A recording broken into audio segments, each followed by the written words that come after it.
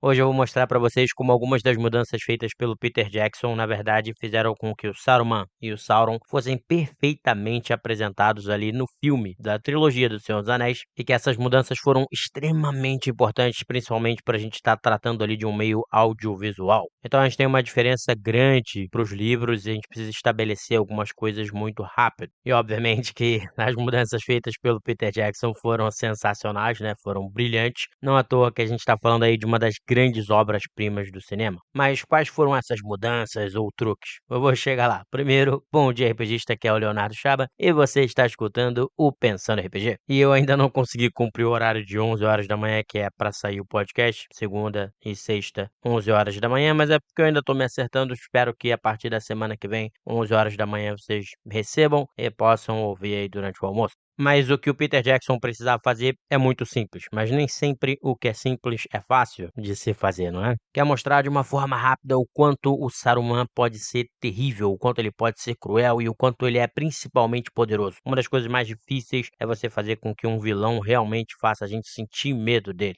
E aí que entra a figura do nosso querido Gandalf. E por que eu digo isso? Porque muito rapidamente a gente consegue ver que o Gandalf é muito poderoso. A gente vê ali que ele fala que saiu com Bilbo para enfrentar um dragão, então você já sabe disso. Ele é apresentado como um mago, ele mostra que tem algumas magias, enquanto a maioria das pessoas daquele mundo não tem. Então você já consegue ver por todo o perfil que é alguém poderoso. E essa impressão dele ser extremamente poderoso só vai aumentar ao longo do primeiro filme, quando ele enfrenta ali ainda como Gandalf o Cinzento, o grande Balrog de Moria. Então, quer dizer, você tá vendo ele enfrentar um monstro absolutamente terrível que ninguém consegue nem tocar, e isso mostra o quão poderoso ele é. E aí, até em retrospectiva, a cena que eu vou falar, que foi adicionada pelo Peter Jackson, acaba se tornando mais impactante. Então, como ele fez o Saruman parecer assim tão cruel, tão poderoso, muito rápido? Bom, ele botou ali o Christopher Lee para fazer o papel e tá resolvido. Não, não, brincadeira. Mas é claro que o Christopher Lee é absolutamente incrível no papel. Mas eu falo justamente aqui da luta entre o Gandalf e o Saruman, quando eles estão na torre do Saruman, e é aquela luta de magos usando cajados e etc. Primeiro que ali é a primeira vez em que você vê o Gandalf usando poderes, assim, entre aspas, mais poderosos, e você vê ele sendo completamente dominado, vamos dizer assim, por essa outra figura que você acabou de conhecer, e essa outra figura literalmente limpa o chão com ele, fazendo ele dançar um breakdance ali, antes de jogar ele pro alto da torre. Então, naquele momento você vê que, bom, essa pessoa que eu achava que era muito poderosa, que tinha dentro da casa do Bilbo feito toda aquela cena em que as sombras vão em volta dele, e ele parecia todo aterrorizante, que essa figura que já parecia muito poderosa é completamente dominada por essa outra figura, que acabou de ser apresentada como superior a ele, como mago superior a ele. Então, de fato, a gente vê que a superioridade é muito grande. Então, exatamente por estabelecer o poder do Gandalf, a gente consegue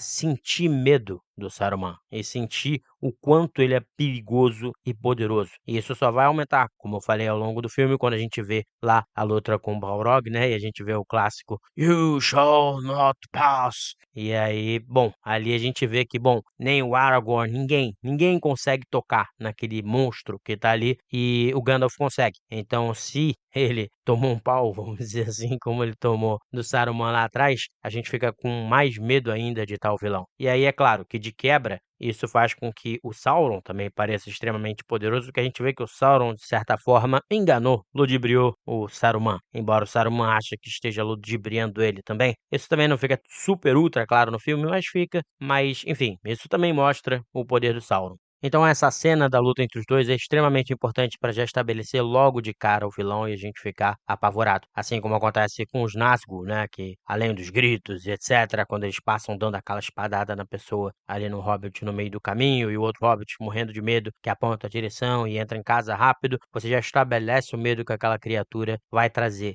E é aí que a gente começa a entrar em como ele fez o Sauron também parecer mais amedrontador. Porque, pensa bem, ele não seria uma presença muito grande quase nunca no filme, se não fossem as mudanças que o Peter Jackson fez, que eu até estranhei um pouco no começo. E eu vou chegar lá, mas vou chegar lá na hora certa. Já chego lá, já chego lá. Mas vamos começar pelo começo, que ele resolve contar ali o começo da nossa história, né, através da maravilhosa voz da Cate Blanchett, vai contando a história do anel e etc, e vem a Batalha do Anel, e a gente vê a figura. Então a escolha por mostrar de fato aquela batalha, e a gente vê aquela figura gigantesca do Sauron com um design incrível que eles fizeram, simplesmente obliterando todo mundo que estava pelo caminho. A gente vê os elfos ganhando ali a guerra e conseguindo lutar sem problema algum, e aí de repente um ser só vem e vai dando aquelas maçadas absurdas, né, e a gente vê pessoas voando para um lado e para o outro, e morrendo com uma facilidade incrível. Então ali você já estabelece que aquela figura é extremamente poderosa e que a gente tem que ter um medo enorme dela voltar. Então a escolha de mostrar aquela cena e ainda criar esse grande design e fazer realmente ele parecer, assim, imbatível, a não ser que o anel fosse cortado. Isso já é muito importante para poder estabelecer a figura do Sauron. Mas isso é uma coisa que de leve tem no livro, mas não daquela forma visual impactante como a gente viu no filme. E aí, é claro, no livro a gente tem a presença do Sauron através justamente dos orcs e principalmente dos Nazgûl, né, para você sentir esse medo e esse pavor. E eu vou dizer que quando eu li, quando eu era bem mais novo e eu li esses capítulos iniciais, que muita gente às vezes acha até chatos, etc, eu fiquei com muito medo, dos Nazgûl e tal. Então, assim, era uma coisa que causava um terror lendo, e eles souberam trazer isso muito bem pra tela, na minha opinião. Então, através justamente dos servos do Sauron é que a gente pode sentir esse medo, mas isso não é, na minha opinião, o suficiente, principalmente no meio audiovisual. Se a gente pensar no primeiro filme, a gente teria ali a presença dos Nazgûl no começo, eles seriam derrotados, e aí depois você praticamente não teria nada do Sauron em momento algum, vamos dizer assim. Então fica uma coisa do tipo, como é que eu vou temer esse cara? Como é que eu vou mostrar que o espírito dele ainda é tão poderoso quanto aquela figura que estava destruindo todo mundo pelo meio do caminho, né? E aí que de novo vai entrar a figura do Gandalf, que a gente estabelece como um ser extremamente poderoso, e mesmo depois que ele se torna o branco, ele ainda morre de medo disso. Ele não quer tocar, por exemplo, no Palantiri, porque ele vai ver o olho, e aí eu acho que é uma cena também da versão estendida, que pra mim já não faz mais diferença uma ou outra, mas é que o Pippin toca no Palantiri e ele sofre, e aí outros personagens vão tocando e vão sofrendo e caindo e desmaiando também no meio do caminho até o Gandalf tapar o Palantiri, inclusive o Aragorn. Então, assim, um dos grandes personagens ali não consegue lidar com aquela força. Então, isso já é mais uma das coisas que mostra ali uma presença, entre aspas, física do Sauron e como ele é absolutamente poderoso. E aí a escolha também do Peter Jackson de fazer aquela questão do olho aparecer, que às vezes dá aquele jump scare no pessoal, aquela escolha também, hoje eu achei excelente. Quando vi na primeira vez, eu tinha acabado de ler o livro, ou tinha lido o livro há pouco tempo, e eu achei esquisito, porque assim, eles usam bastante o anel. Por exemplo, o Sam chega a colocar o anel dentro de Mordor para salvar o Frodo, tá? Ele chega a usar para poder invadir Minas Ithil e salvar o Frodo. Então, colocar o anel não tem nada daquilo do olho aparecer e a voz do Sauron falando e não sei o que e tal. E então eu achei estranho essa escolha quando eu assisti, porque me causou incômodo toda vez que o Frodo usava o anel, vamos dizer assim.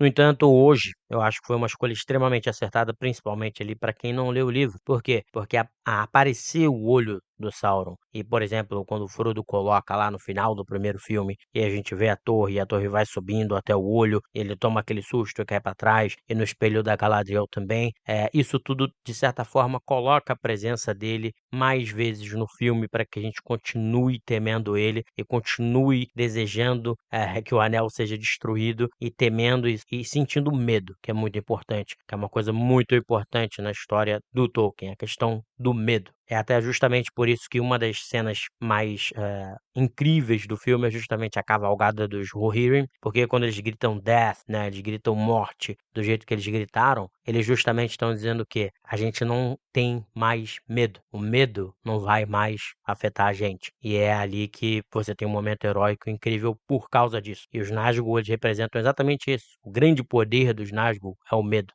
Então, de certa forma, você precisa estabelecer que o espírito do Sauron tem que ser temido. E isso é feito principalmente através do Gandalf, de novo, quando ele toca no anel na primeira vez que o Bilbo sai ali de casa e dá aquele jump scare do olho, né, do Sauron, e ele fica com medo, ele fica assustado, ele já não quer mais tocar naquilo. Quando o Frodo oferece para ele, ele fica quase que desesperado e tem que interromper. E a gente vê mais ou menos a mesma coisa acontecendo com a Galadriel, e toda vez ali que o Frodo coloca o anel embora, na primeira vez que eu assisti tenha me incomodado, traz essa presença de novo e esse medo de que ele tá sempre olhando, que ele tá sempre próximo, e gera um medo muito maior na gente e um respeito muito maior pelo vilão, que talvez não existisse se o Peter Jackson não tivesse optado por essas pequenas alterações. Inclusive, se eu não me engano, aí eu não sei se é um rumor ou não, ele chegou a cogitar que no final, ao invés de ser aquele troll que luta com Aragorn, que na verdade seria o próprio Sauron.